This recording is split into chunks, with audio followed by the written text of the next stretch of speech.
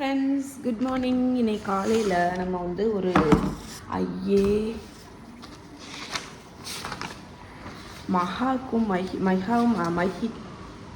மகாவுக்கு நேற்று வந்து உடம்புக்கு முடியலங்க. அதனால் லீவ் லெட்டர் வந்து எழுத சொன்னான். நேற்று ஸ்கூலுக்கு போகல, ஆக்சுவலாக லீவ் லெட்டர் எழுதுனேன். அங்கே அதை எடுத்து பேக்கில் வை அப்படின்னு சொன்னேன். இங்கேயே வச்சுட்டு போயாச்சு. சரிதான், ஓகே. ஸோ நம்ம வந்து ஒரு அனௌன்ஸ்மெண்ட்டோடி இன்றைக்கி விலாகை வந்து ஸ்டார்ட் பண்ணலாம். என்னன்னு பார்த்தீங்கன்னா, ஜேட் அண்ட் ஷாண்டே, ஜேட் சில சமயம் இப்படி தான் வாய்க்கொள்ளரும்.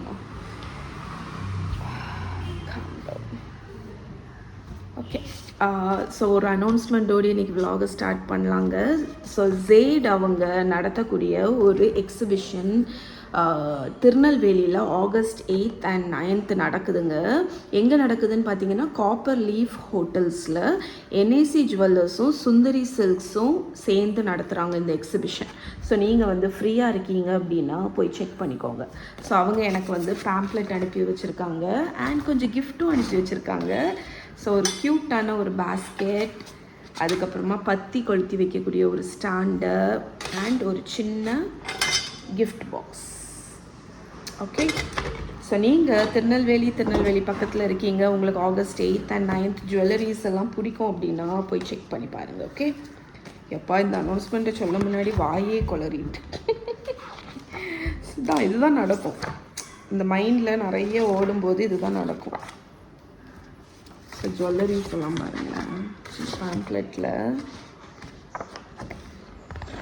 எவ்வளோ ப்ரிட்டியாக இருக்குது. இதெல்லாம் நான் போடுவேனான்னு கேட்டு நான் போடவே மாட்டேன் ஆக்சுவலாக. ஆனால் இந்த பேங்கிள் எனக்கு பிடிச்சிருக்கு. நான் ஒரு சிம்பிளாட்டு போட பிடிக்கும் எனக்கு. ஆனால் இந்த மாதிரி சோக்கர்லாம் எனக்கு போட பிடிக்காது. பட் இந்த கோல்டுலேயே வந்து ஹெவி ஆரம் மாதிரி வருதுன்னா அது போடுவேன். பட் இந்த மாதிரி நெக்லஸ் கழுத்தை ஒட்டி அந்த சோக்கர் டைப்பில் எனக்கு வந்து அவ்வளோவா பிடிக்காது. பட் இங்கே பாருங்க, எவ்வளோ பெருசு. இது லாங்காக இருந்தால் எனக்கு பிடிக்கும். பட் இந்த கழுத்தை ஒட்டினா இருக்குல்ல, இந்த மாதிரி இதெல்லாம் பிடிக்கும். அதெல்லாம் நல்லாயிருக்கு ஆக்சுவலாக.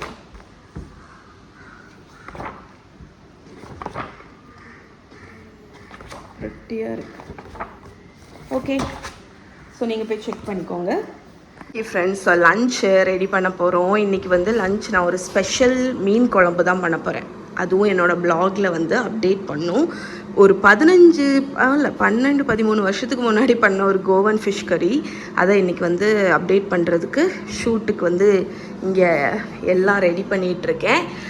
ஸோ நான் வந்து என்னோடய விலாகெல்லாம் நீங்கள் பார்த்தீங்கன்னா இப்போ கேமராவில் எடுக்கிறது இல்லைங்க, ஃபோனில் தான் எடுக்கிறது. பார்த்துக்கோங்க, எனக்கு தெரிஞ்சு குவாலிட்டி ஓகேயாக தான் இருக்குது. ஏன்னா நான் என்னோடய சைனா விலாகு, ஜப்பான் விலாக் எல்லாமே என்னோடய இந்த ஐஃபோனில் தான் எடுக்கிறது. அதனால் இப்போ விலாக் எடுக்கும்போது இந்த ட்ரைபாடை செட் பண்ணிடுவேன். ட்ரைபாட் செட் பண்ணுறதுனால எனக்கு வந்து கை வந்து கொஞ்சம் ஃப்ரீயாக இருக்குது. ஆக்சுவலி இது வந்து ஸ்மார்ட் ட்ரைபாடு, ஆனால் நான் ஸ்மார்ட்டாக யூஸ் பண்ணுறதில்ல. பிகாஸ் இது வந்து நீங்கள் மோஷன் டிடெக்டர்லாம் உண்டு, ஆனால் எனக்கு அது தேவையில்லாததுனால நான் எனக்கு எந்த இடத்துல தேவையோ அந்த இடத்துல செட் பண்ணிப்பேன். இதில் வந்து நம்ம இந்த கையெல்லாம் இப்படி வச்சா ரெக்கார்ட் ஆகும், இப்படி அணைச்சா ரெக்கார்ட் ஆஃப் ஆகும். ஸோ மினி விலாக்ஸ் எல்லாம் எடுக்கிறதுக்கு வசதியாக இருக்கும். இந்த ட்ரைபாட் நான் ஆக்சுவலி சைனாவில் தான் வாங்கினேங்க. நம்ம ஊர் ரேட்டுக்கு 1000 rupees எவ்வளவோ நான் வாங்கினேன். ஸோ இதை வந்து இதை விரிச்சு காணிக்கிறேன்.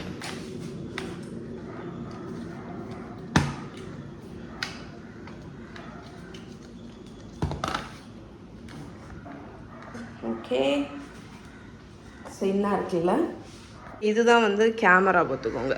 ஸோ இதில் நம்ம வந்து ஃபோனை மாட்டிட்டோம் அப்படின்னா நீங்கள் வந்து வேர்ட்டிக்கலாகவும் இதை வச்சுக்கலாம், இப்படி ஹொரிசாண்டலாகவும் நம்ம யூஸ் பண்ணிக்கலாம்.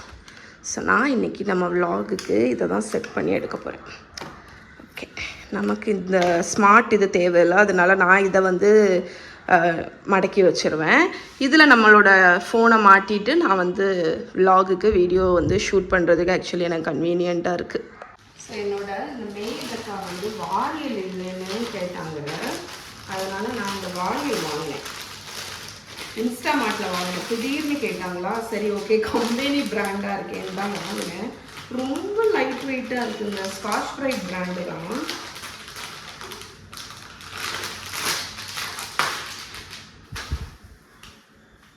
டிஃப்ரெண்டாக இருக்குது. வேறு 2 பார்ட்டாக வந்துருக்கு.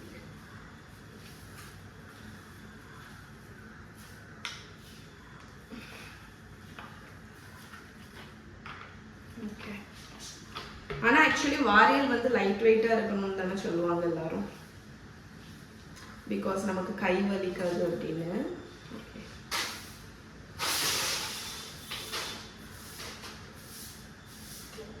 Okay, not bad. ஸோ நம்மளோட கோவன் மீன் குழம்புக்கு வந்து தேங்காய் தேவையா? ஸோ எங்கள் வீட்டில் உள்ள தேங்காய் வந்து உடச்சேங்க. ஒரு முழு பூ இருக்கு பாருங்க. ஸோ இந்த கோகோனட், அதுக்கப்புறம் செகண்ட் கோகோனட்டை உடச்சி பார்த்தேன். அதில் ஸ்ப்ரவுட்டே வந்துடுச்சு மேலே. ஸோ எனக்கு தெரிஞ்சு இதுக்குள்ளேயுமே பூ இருக்கும். நான் வந்து தேங்காய் உடைக்கிறதுக்குன்னு வச்சுருக்கிற கத்தி வந்து இதுதான். இந்த கத்தி வந்து ஹோம் சென்டரில் வாங்கினது. நான் ரொம்ப நாள் நம்ம ரெகுலர் நைஃப் மாதிரி தான் அங்கே இதை யூஸ் பண்ணேன். அதுக்கப்புறமா ஒரு பாயிண்டில் என்னோட இந்த ஜாப்பனீஸ் நைஃப் வாங்கினதுக்கப்புறம் இந்த பர்டிகுலர் நைஃபை வந்து தேங்காய் உடைக்கிறதுக்குன்னு யூஸ் பண்ண ஆரம்பிச்சிட்டேன். ஏன்னு பார்த்தீங்கன்னா இந்த நைஃப் வந்து மோல்டட் கம்ப்ளீட்லி ஒரு பீஸு. உங்களுக்கு பார்த்தாலே தெரியும், ஸ்டீலாக என்னன்னு தெரியல, ஆனால் செம்ம ஹெவி, நல்ல டியூரபிள். ஸோ இது மோல்டடாக இருக்கிறதுனால எனக்கு இது வந்து தேங்காய் உடைக்கிறதுக்கு வசதியாக இருக்குது. ஏன்னா நம்ம நார்மல் நைஃப்பில் உடைச்சா கத்தி தனியாக கலண்டு வந்துடும்ல. இது ஒரு 1 பீஸ்னால எனக்கு வந்து தேங்காய் உடைக்கிறதுக்கு இது வசதியாக இருக்கும். ஓகே, ஸோ அம்மா வந்து எப்போவுமே சொல்லுவாள், இந்த தேங்காய் உடைக்கிறதுக்கு முன்னாடி தேங்காவை லைட்டாக வாஷ் பண்ணிவிட்டு உடைச்சா ஈஸியாக உடையும் அப்படின்னு. ஒரே கிராக்கு.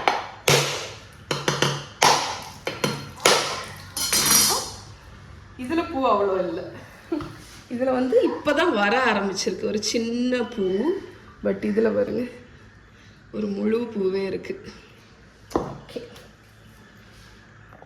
பூவை எடுத்துடலாம்.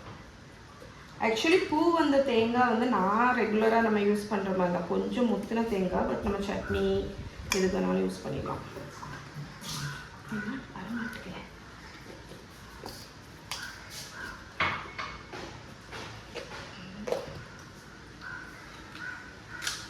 இந்த பூ நல்லது ரொம்ப.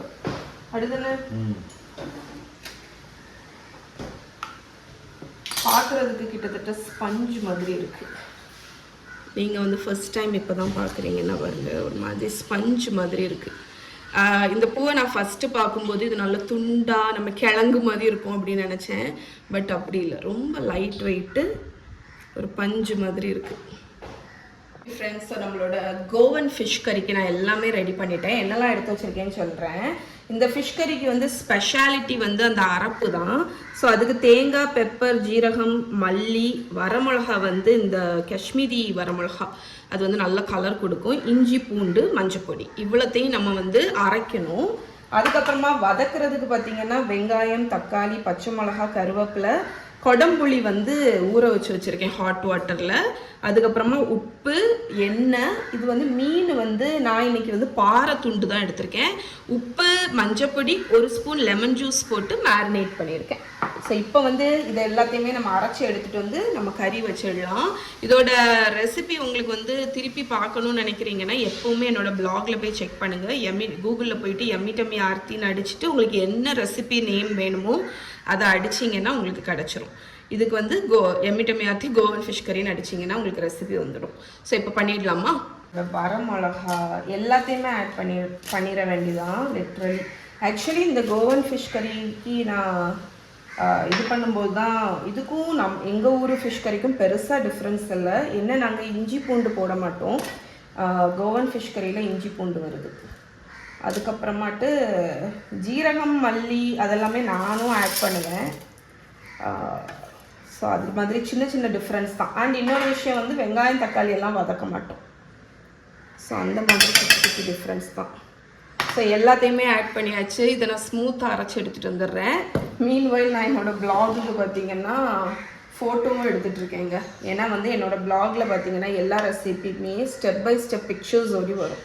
அதனால் நான் என்ன பண்ணுவேன்னா இந்த மாதிரி ரெசிபி. அதனால தான் எனக்கு சில சமயம் கஷ்டமாக இருக்கும். பிகாஸ் எனக்கு விலாகுக்கும் எடுத்துகிட்டு இதுக்கும் ஷூட் பண்ண கஷ்டமாக இருக்கும். அதனால் நான் பிக் பண்ணிப்பேன். சம்டைம்ஸ் விலாகுக்கு எடுப்பேன், ப்ளாகுக்கும் எடுப்பேன், அந்த மாதிரி மிக்ஸ் பண்ணுவேன். சில சமயம் ரீலுக்கு எடுத்தேன்னா உங்களுக்கு விலாகில் ஷேர் பண்ண முடியாது, அந்த மாதிரி இருக்குங்க.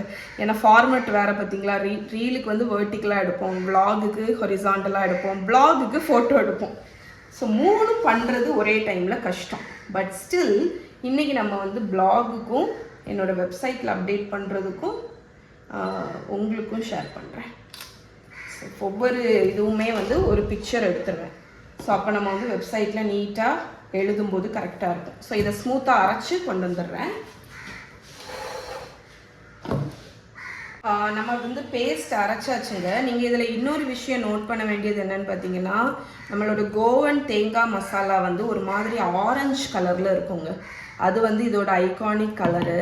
ஏன்னா நம்ம வந்து அந்த காஷ்மீரி சில்லி போடுறோம்ல, அதுவும் மஞ்சள் பொடியும் சேர்ந்து உங்களுக்கு வந்து இந்த ஒரு மாதிரி ஆரஞ்சு கலர் ஷேடு வந்து கொடுக்கும். ஓகே. ஸோ ஏன்னா நம்ம மீன் குழம்பு, கோவன் மீன் குழம்பு மஞ்சள் கலரில் இருக்காது. எங்கள் ஊர் குழம்பு பார்த்திங்கன்னா கிட்டத்தட்ட ஒரு எல்லோ ஷேடு இருக்கும். ஏன்னா நம்ம வந்து நாங்கள் வந்து காஷ்மீரி போட மாட்டோம். பட் கோவன் வந்து காஷ்மீரி சில்லினால அதுவும் மஞ்சள் பொடியும் சேர்ந்து இந்த ஆரஞ்சு கலரில் இருக்கும். இப்போ நம்ம குழம்பு வச்சுடலாம். நம்ம அரைப்பெல்லாம் ரெடி பண்ணியாச்சு. ஓகே. ஸோ நான் ஆஸ் யூஷுவல் எந்த மீன் குழம்பு, மீன் ஃப்ரை பண்ணாலும் நான் யூஸ் பண்ணுறது தேங்காய் எண்ணெய் தான். எனக்கு மீன் குழம்புக்கு அந்த எண்ணெய் தான் ஃப்ளேவர் பிடிக்குங்க. மீன் குழம்பாக இருந்தாலும் சரி, மீன் ஃப்ரையாக இருந்தாலும் நீங்கள் கோகோனட் ஆயில் தான் யூஸ் பண்ணணும். அதுதான் அந்த ஃப்ளேவர் கொடுக்கும். கருவேப்பிலை, அதுக்கப்புறம் நம்ம வெங்காயம் ஆட் பண்ணிடலாம். ஸோ கூடவே 2 பச்சை மிளகா. இதை ஒரு ஃபோட்டோ எடுத்துருவோம்.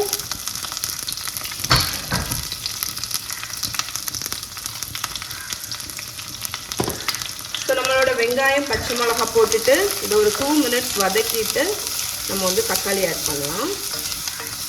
கோல்டன்லாம் ஆக வேண்டாம். இந்த வெங்காயம் லேசாக அந்த ட்ரான்ஸ்லூசன்னு சொல்லுவாங்கல்ல, கண்ணாடி பதம், அந்த பதம் வந்தால் போதும். ஓகே. நல்லா வதங்கியாச்சு.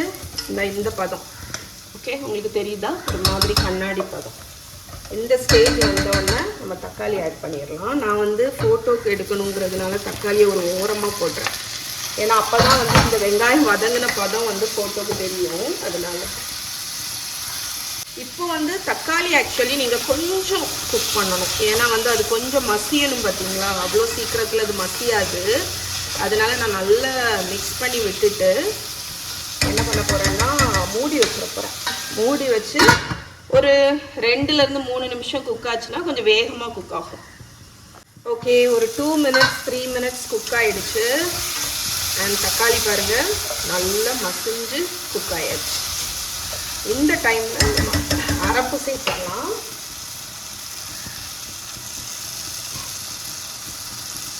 ஸோ நம்ம இங்கே அரைச்சி வச்சுருக்கிற அந்த தேங்காய் அரைப்பை ஆட் பண்ணிடலாம். இந்த மிக்ஸி ஜாரில் கொஞ்சம் தண்ணி ஊற்றி கொண்டு வரேன். ஸோ நம்ம இப்போ மிக்ஸி ஜாரில் தண்ணி ஊற்றுனதையும் ஆட் பண்ணிடலாம். இப்போ நம்ம கொடம்புளி வந்து ஹாட் வாட்டரில் ஊற வச்சு வச்சுருக்கோம்ல, அதையும் ஆட் பண்ணிடுங்க. இதை நல்லா மிக்ஸ் பண்ணி விட்டுறலாம். மிக்ஸ் பண்ணிவிட்டு குழம்பு எந்த கன்சிஸ்டன்சி உங்களுக்கு வேணுமோ அந்த கிரேவி, அதுக்கு தக்கன நீங்கள் தண்ணி ஊற்றிக்கலாம். ஓகே. குழம்புக்கு தேவையான உப்பு சேர்த்துக்கோங்க. இது ஒரு கொதி வரட்டும். கொதி வந்ததுக்கப்புறம் நம்ம மீனெல்லாம் ஆட் பண்ணிக்கலாம். ஸோ நம்மளோட குழம்பு நல்லா கொதிக்க ஆரம்பிச்சிடுச்சு. இந்த டைமில் நீங்கள் இதை வந்து டேஸ்ட்டு பார்த்துக்கோங்க. உப்பு வேணும்னா ஆட் பண்ணிக்கோங்க. கொடம்புளி நம்ம வந்து போட்டிருக்கிறது வந்து என்ன ஆகும்னா, புளியெல்லாம் டக்குன்னு அந்த புளிப்பு வந்துடும்ல. பட் கொடம்புளிக்கு வந்து கொஞ்சம் நின்று தான் வரும். அதனால புளிப்பு வந்து குறவாக இருக்குதுன்னு நினச்சி ரொம்ப ஆட் பண்ணிடாதீங்க. ஏன்னா அது கொதிக்க கொதிக்க தான் அந்த கொடம்புளியில் உள்ள புளிப்பு வந்து இறங்கும். இப்போ நம்ம வந்து இந்த மீனில் உப்பு, மஞ்சப்பொடி, கொஞ்சோண்டு லெமன் ஜூஸ் போட்டு மேரினேட் பண்ணி வச்சுருக்கோம்ல, அந்த ஃபிஷ் ஆட் பண்ணிடலாம்.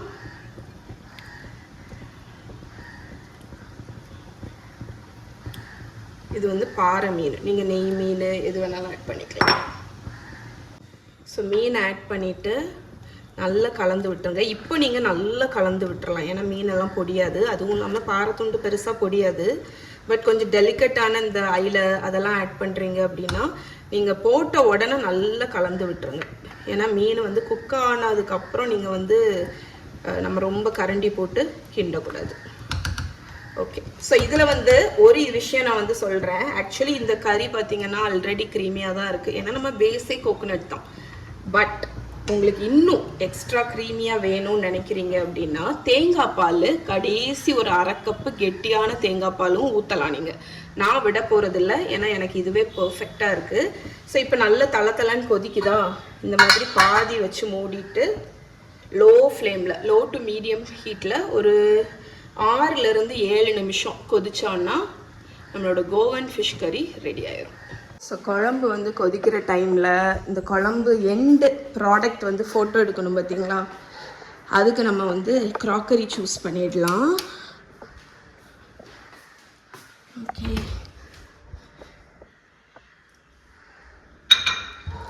ஸோ என்னோடய க்ராக்கரி கேபினெட்டில் முக்கால்வாசி ஒரு ஒயிட் பவுல் தான் நான் வந்து சர்ச் பண்ணிகிட்ருக்கேன். ஏன்னா இந்த கறி வந்து ஆக்சுவலி வெள்ளை கலர் இதில் தான் இதாக இருக்கும். என்னோடய கேபினெட் மெஸ்ஸியாக இருக்கும், கண்டுக்காதீங்க. நான் இது எத்தனை தடவை அடுக்கி வச்சாலும் இது மெஸ்ஸி ஆகிட்டே தான் இருக்கும். ஓகே, இந்த பவுல் பர்ஃபெக்டாக இருக்கும். இது வந்து சைனாவில் வாங்கிட்டு வந்த பவுலு. இதில் அந்த ஆரஞ்சு கலர் நல்லா எடுப்பாக தெரியும். ஓகே, அதுவே இருக்கட்டும். ஓகே, நம்மளோட கோவன் ஃபிஷ் கறி நல்லா கொதிச்சு வற்றி நான் ஆஃபே பண்ணிட்டேங்க. இங்கே பாருங்க, பர்ஃபெக்ட் கன்சிஸ்டன்சி. டேஸ்ட்டு பார்த்தேன், சூப்பராக இருக்குது. அந்த புளிப்பு, அந்த ஃப்ளேவர் வந்து ரொம்ப நல்லா இருக்குங்க. ஸோ நெக்ஸ்ட் டைம் நீங்கள் வந்து மீன் வாங்கி குழம்பு வைக்கும்போது நம்ம கோவன் ஃபிஷ் கறி கண்டிப்பாக ட்ரை பண்ணி பாருங்கள். ஸோ இப்போ இதை வந்து நம்ம பிளேட்டிங் பண்ணி ஃபோட்டோ எடுத்துடலாம்.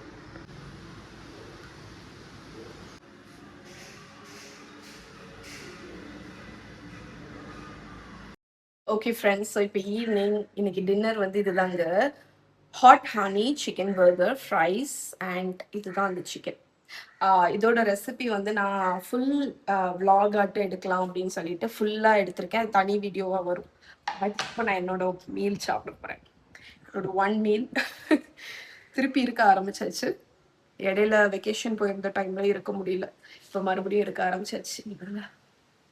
இந்த ரெசிபிக்கு வெயிட் பண்ணுங்கன்னா செம்ம டேஸ்டாக இருக்கும். உள்ளே இருக்கிறது தான் அந்த ஹாட் ஹனி.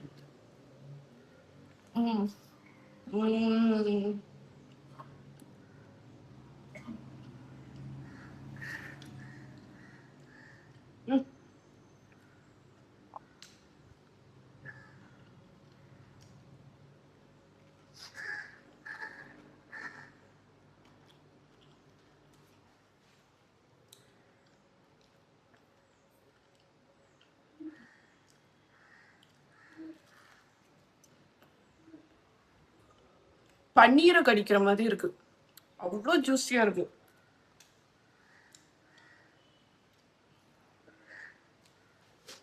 ஓகே, என் மீலை என்ஜாய் பண்ண போறேன். இதோட இன்னைக்கு vlog முடிச்சுக்கிறேன். நாளைக்கு உங்களை மீட் பண்றேன். இந்த ரெசிபி தனியா வந்துடும், செக் பண்ணுங்க. பாய்.